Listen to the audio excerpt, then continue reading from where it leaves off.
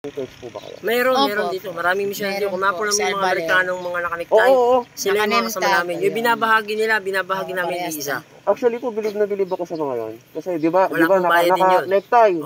Ang init na. Po, yun. Ang gaganda ng suot, ang init, naglalakad. Sabi ko, grabe po sa mga to, grabe. Wala pong bayad yun. Volunteer din po yung kagaya namin. Kami po ay nagkaroon lang ng sariling initiative, kaya gagawin po namin ito. Hindi kami nagmamadali, as long as depende po sa pangangailangan ng tao. So masaya po kami na maibahagi at makilala sila, kasi nga po gusto namin makatulong sa kasi mahal namin yung mga tao ng karya ng Diyos. So yun po yung kasi po yun nga yung ibang Christian kasi is hirap na hirap mag-share ng word of God. Nasa aircon pa.